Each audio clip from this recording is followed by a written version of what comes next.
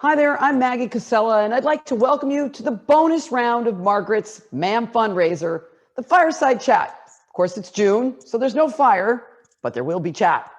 If you're here, you've gone the extra mile in supporting Margaret's by buying a VIP ticket, and for that, we are very grateful. Thank you so much.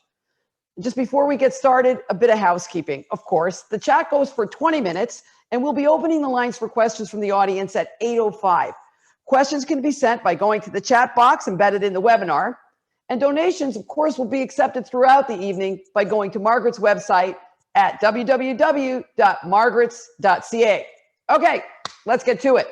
I'm here tonight with the Margaret Trudeau Mental Health Advocacy, Advocacy Award winner, Emmy-winning actor, writer, filmmaker, and all-around nice human, my friend and broster, a word we made up, Joanne Vannicola. Hey, Joe. And the amazing, inspiring, Academy Award nominated, supremely talented activist, actor, and beautiful spirit, Shohreh Aghdashloo. Hi, Shohreh. Can you guys hear me?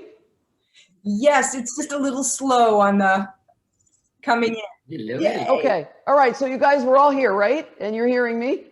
Yeah. All right. Let's chat. Yes. All right. Here we go. So I'm going to just lob out a general observation that I've made by talking a bit about memoirs. You guys both wrote memoirs. And recently, I'm told you read each other's memoirs. And I think it's really kind of interesting that you have almost similar styles in the writing of your memoirs, but very different stories. So what do you think that says about you guys, and what do you think that says about your stories, and what do you think that's about in general? Shohreh, do you want to start? Well, Maggie, yes, by all means. Maggie, you're absolutely right. I noticed that when I started reading Joanne's memoir.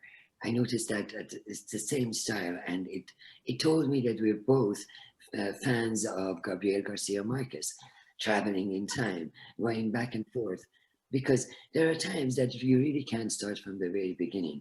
You need to let people know how things are today and when they started. Therefore, you need to travel back and forth. When I met with Joanne, Maggie, I knew she was different. I cannot utter the words as to say why I felt that she was different, but she stood out amongst all the actors. We started doing a table read with each other first for a movie we were doing together. And for people who don't know what a table read is, Shohreh, will you explain what a table read is? By all means, table read means that we get to read our scene before we go and act it out. So you're all sitting together. We're all sitting together around the table, reading it out loud, and just for the sake of each other, to get to know the words and how to react or act or react. And she was sitting opposite me on the other side of the table. I was looking at her thinking, what is it about this person that makes me that keeps attracting me? There are others, but this one keeps attracting me. I want to look at her, and there's a lot of experience in her face. Although she looks very young, but so much experience, lines on her face that tells me stories, not just one or two, but tons of them. And when I started working with her, with Joanne, obviously an amazing actress, those real actors who know what interacting means, not necessarily dashing in and acting it, out. She was an interactive actor, and then I'm thinking, my God, I need to get to know this person because she's fascinating. And then we talked about our memoirs, and we exchanged our memoirs. And when I stared reading her memoirs, it blew me away. Me too. I could have not believed that one person, so fragile as she is, can go through all of these unbelievable stuff during her life and still managed to remain a good person with good intention for humanity. Because reading Joanne's book was like a journey under the skin of humanity, and learning stuff that I didn't know, and therefore never asked as to how come that such thing takes place or happens, and then I noticed that I was right. She is different, and the one thing, Joanne, that was running through my mind when I was reading your memoir was, what was it that took you through all this? Was it religion? Was it love? Was it an imaginary friend? Was it asking for the hammer of justice? Was it, what did take you through this journey, this tumultuous, this painful journey, and never allowed you to change and let you stay the human being you are today, now, and everyone wants to be your friend? What took you through? So Joe, before you answer that, if I might, just so the people viewing, if they haven't read your memoir now, first of all, Shohreh, you're right. They look very young, but they're actually 100.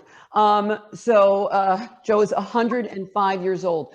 But I knew Joe for a really long time. So when they came up to me and said, will you read my memoir? And I was like, who are you to write a memoir? You're my pal. You're this person, not knowing their history. It was quite incredible. I felt the same way you did. So for people who haven't read Joe's memoir, it's called All We Knew But Couldn't Say. All I Knew But Couldn't Say, sorry. Or is it we? All we knew. All We Knew But Couldn't Say.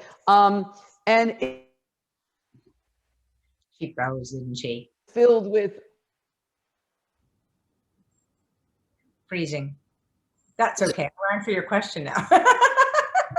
Maggie, you froze on us. You'll come back. Okay, so Shohreh. First of all, I want people to know about your memoir as well. This is Shohreh's memoir. It's The Alley of Love and Yellow Jasmines. And I will answer your question because I feel like the same question could be asked of you. Different life experience, but I will let the audience know that Shohreh escaped Iran as a young woman, barely a girl, barely out of being a girl, just a young adult, in order to live a safe life and fulfill a dream that had to do with being an actor, as well as dealing with the oppressive regime that was on the horizon and had been on the horizon for many years in Iran, and the rights of girls and women were being taken away. Hi again, Maggie. Sorry about that. And, Shohreh, your journey out of Iran into North America and all that happened in the preceding years of your being here, and all you lost as a result of having to leave your country and not being able to go back and to be in exile, and the fact that if you were to go back, you would face danger. Like, all of those elements are just heart-wrenching. But also the same goes for you. Like, somehow you managed to keep yourself intact and your spirit full. And I think in some ways, to answer the question, that's what I did. I protected a very core part of myself that my parents could not hurt, and the culture people invested in oppressing me, whether it was about being a girl, or whether it was then about becoming lesbian and queer and non-binary, and or even the industry where we deal with misogyny and oppression all the time in the work that we do.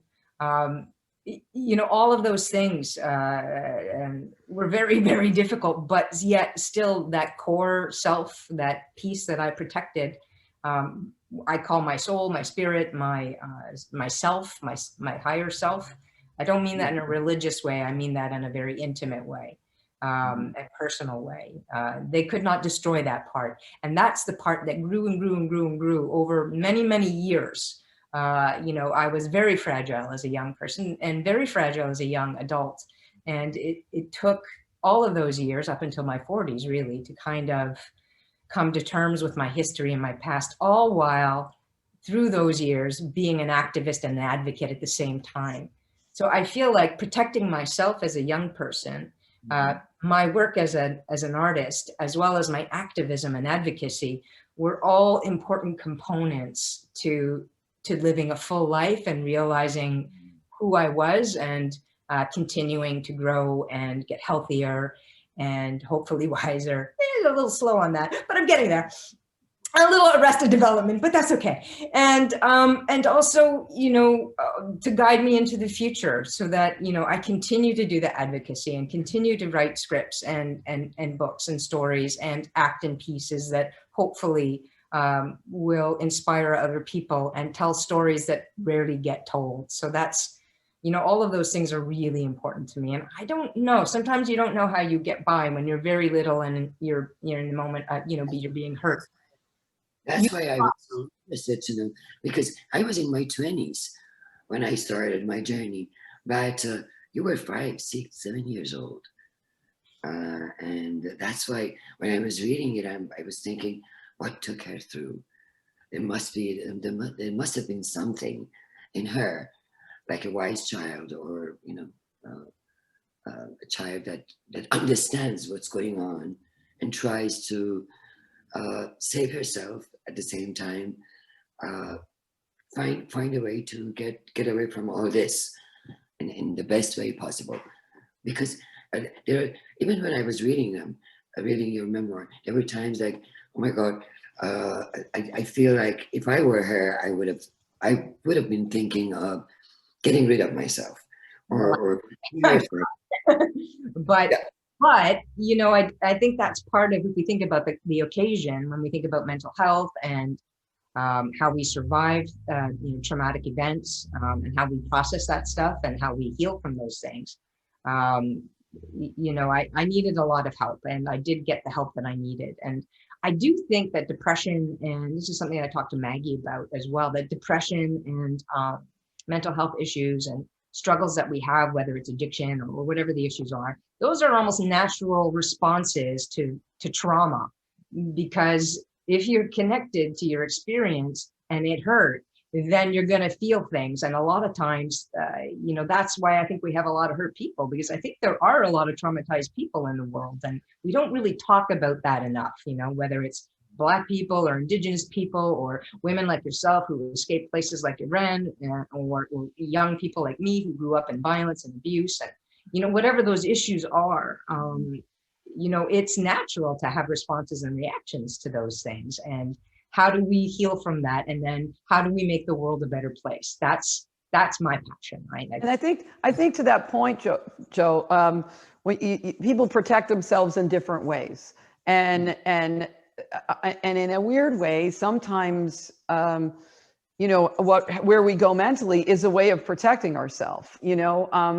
I don't know, Shohreh, how you got through it. So, maybe you could talk a little bit about your experience and that.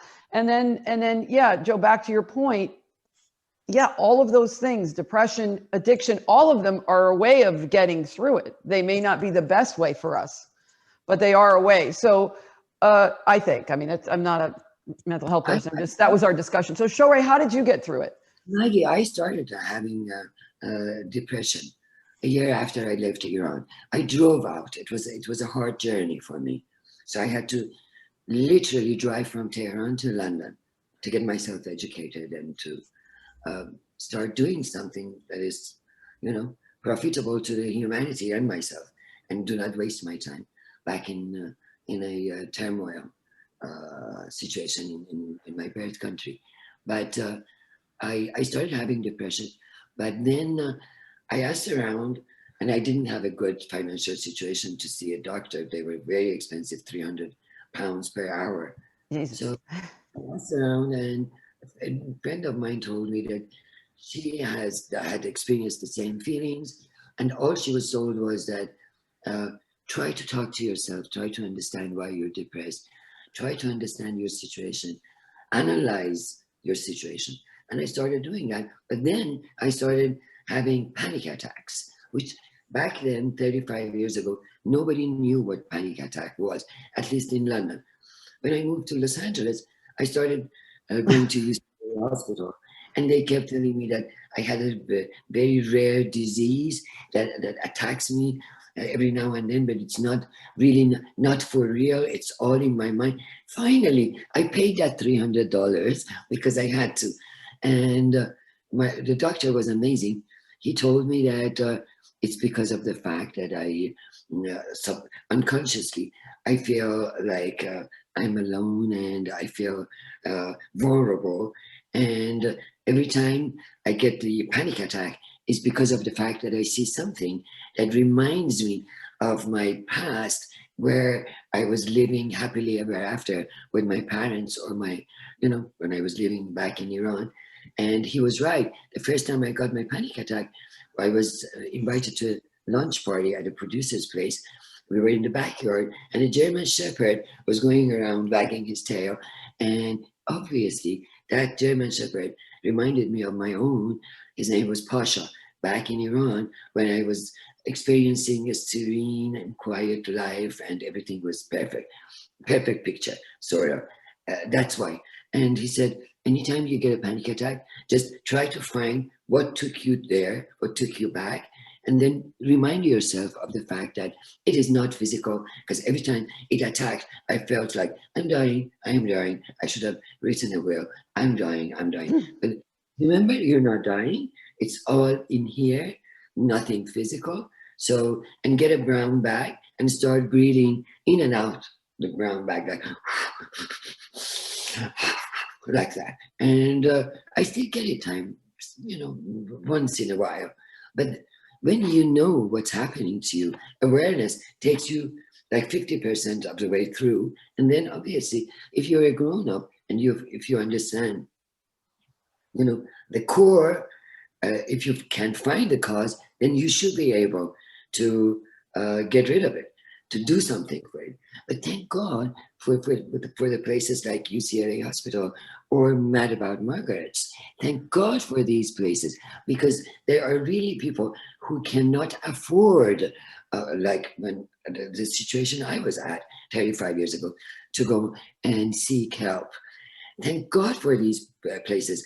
Still, in Iran, in my birth country, having a mental health problem is embarrassing. People don't talk about it. If someone is having a problem, they would say, they would just put an end to the person. Oh, the person is crazy. Yeah, it's gone crazy.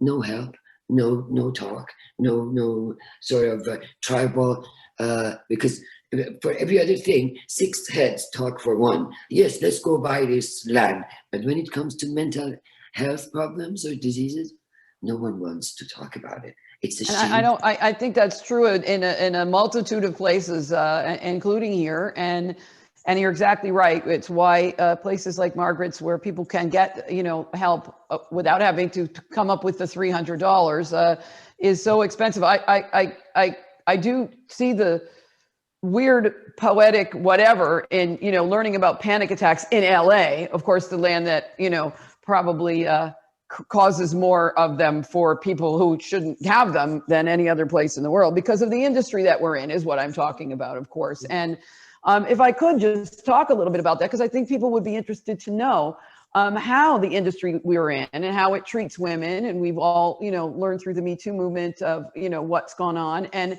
how it affects women's mental health to be in this industry. Certainly as a woman, as a non-binary person, as a queer person. You guys, do you have any interesting stories or things to say about that? I don't know, Joe, do you want to start? Always a story to sing about that. Of course, right?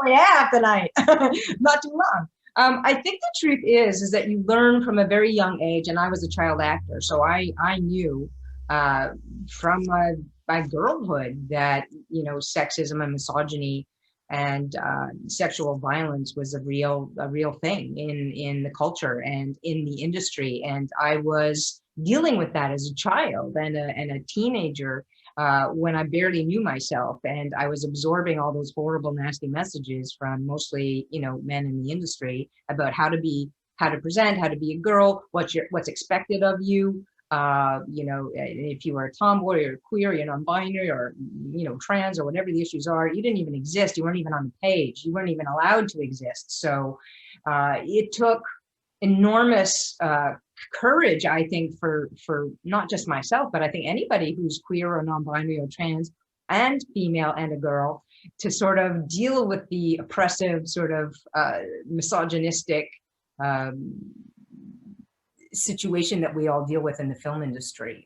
So there are many stories about that journey that I think we all share probably in common. And yeah. But we don't, I think we also don't talk to each other enough about. So, which I think is interesting, right? Which is why the whole Me Too thing, like really, I mean, there are some actors, and I don't want to say their names, but I know people who work in Me Too who are so traumatized and suffering to the point where, you know, the hands of Harvey, whatever, you know, that it's just, it's beyond like the kind of psychic and emotional and mental damage that people like that do. Now, I do have a question for you, Joanne.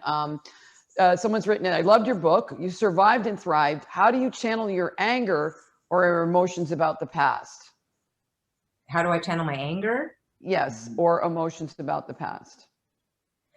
You know, I think it's through my art and through my advocacy. I feel like I can't do anything about the past. I can't change it. Let me just ask, are you, I mean, we're friends, we're close friends. I don't see you as an angry person. No, I mean, I get angry, certainly, when things are happening in the culture. They happen every day. I was angry about Trump. I'm angry about, you know, white people with guns trying to kill black people. I'm angry about Indigenous children being slaughtered. I'm angry about women and girls being violated all the time. I mean, it's a lot to be angry about. But what do you do with that emotion? And I think that's the question, right? How do we deal with that anger? And to me, I deal with it by writing, by showing up in protests. And if I can't go to a protest, you know, how do I support other people in their journey? What can I learn? How can I be part of an action? You know, what committees can I start? I mean, there's constantly something, and I feel like that's my part of my purpose. Without my advocacy, without, you know, nonprofit work that I've done, and all the things that matter to me, I don't know that I would have managed to survive everything and or even deal with things as they are every day today in the culture, because things are very complex and difficult. And I think, again, we don't talk about these things. We don't talk about even anger. We don't talk about, you know, memories and trauma and how we process that and how we get from a place of depression and anger or rage to action, hope, and inspiration. And I talk about it all the time. No, look, I'm rageful.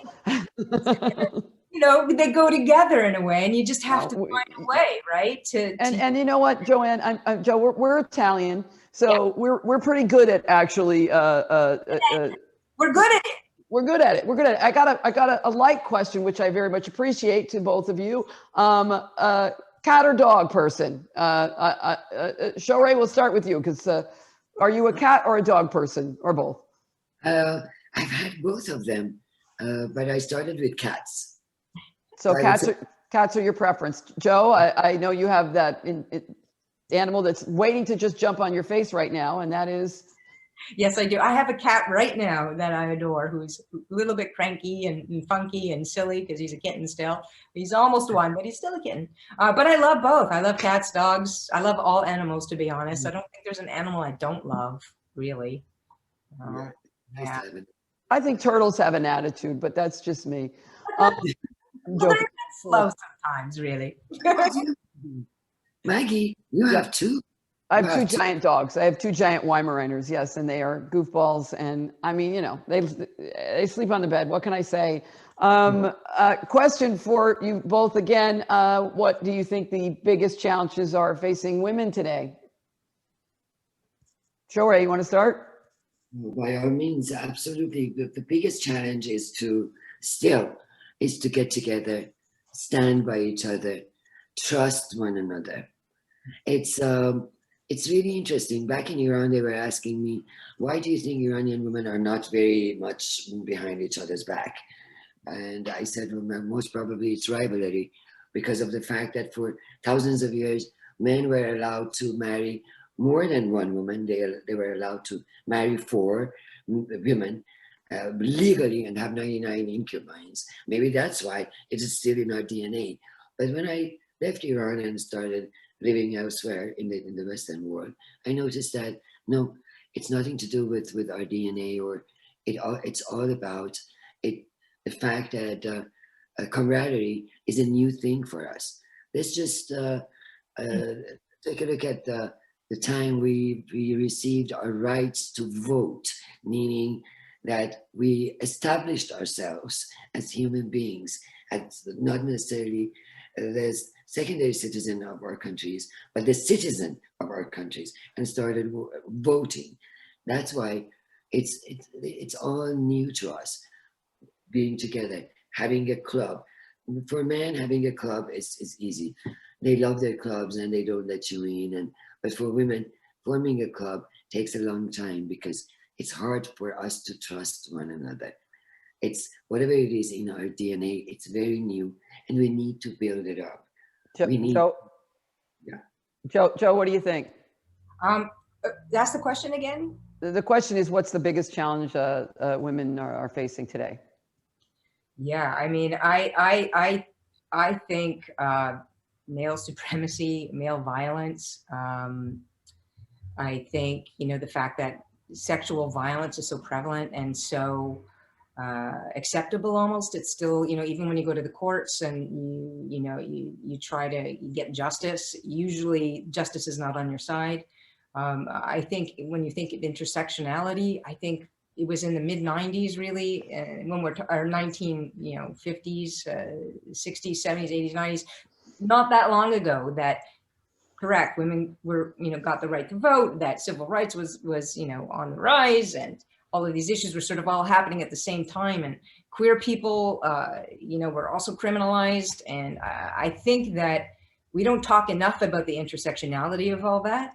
And no wonder we're all so traumatized and trying to keep up and make the world a better place. And we're just not used to coming together. And I think that, we have an interesting challenge in the queer community, because in the queer community, we are everywhere. We are every race, we are every gender, we are every culture and expression and religion. And we try to come together in the queer community. And we often have, big struggles as a result of these issues around other, differences. And change is slow and it's hard. And I'm sad that I may not experience the ability to see change in my lifetime, but I'm committed to trying to be part of that change, Well, and any change is some change, and as we've all experienced, it's 3 steps forward and 2 steps back, right? So, Shohreh, you're going to read an excerpt from Joanne's memoir. Do you want to just quickly tell us why you chose this passage, or do you just want to go and read it? Yes, I love this passage for the fact that this was my question for her, that how all this time she was holding to her secrets, and how did she go through this? This little passage is where my question is hidden, and I have a feeling that she's already answering me in this passage, but still, I needed to ask her for real how she bore with all of this. It's chapter 5, and I held on to my secrets about my mother in feminist circles. I had to. No one talked about women who hurt women. I didn't want to take away from the larger conversations about sexism, racism, or male violence against women. But when I started to ask or mention the idea of women as perpetrators, I was chastised. It kept me out of the circle, unable to speak to it because the space was needed to talk about misogyny. I understood because I felt the same way, except I needed to be silent once again.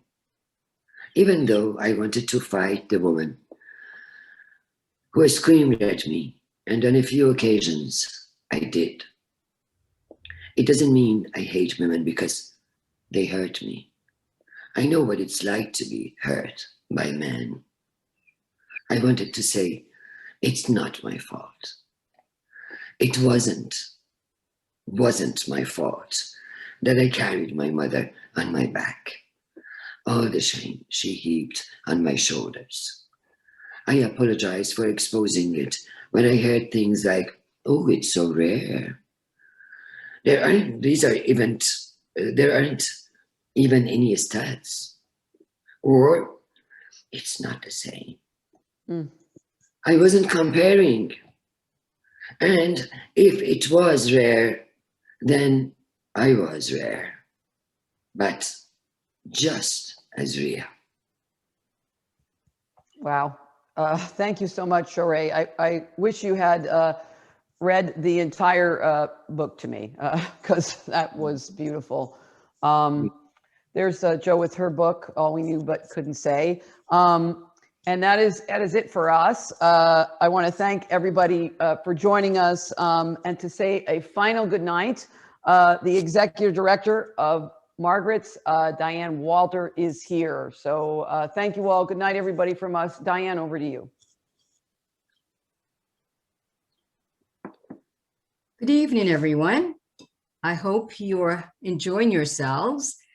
Thank you, Shohreh and Joanne, for your stories. You're truly phenomenal women. You're women who exemplify resilience. And Joanne, I want to let you know you deserve that statue that I gave you yesterday. You embody the values of the Margaret Trudeau Mental Health Advocacy Award. I hope you and Shohreh continue to live your truth. At this juncture, I would like to thank our wonderful audience for spending their time with us tonight, and to the event planning committee for their tireless work. And last, but certainly not least, a special heartfelt gratitude to our generous sponsors who have made this night possible. We have Delaney Capital Management, Itexia, Marcella, Metro Well and Good, Layuna Local 183, DASD Contracting, Sabatech, and our contributing sponsors, Accurate Repairs, Alterna Savings, Beverage World, Hilditch Architect, Newton Israeli Stan, and T.H. Harrison Environmental. I'm going to be bold now and say next year, we will be celebrating Mad About Margaret's in person, as the COVID-19 infection rates appear to be heading in the right direction. We are reducing our numbers. So I hope to see you guys in the flesh next year, and we will have a smashing time. Good night, stay safe and well, and see you next year at Mad About Margaret's 2022 as we continue to advocate and work towards reducing the stigma of mental health histories and giving women what they deserve. Good night.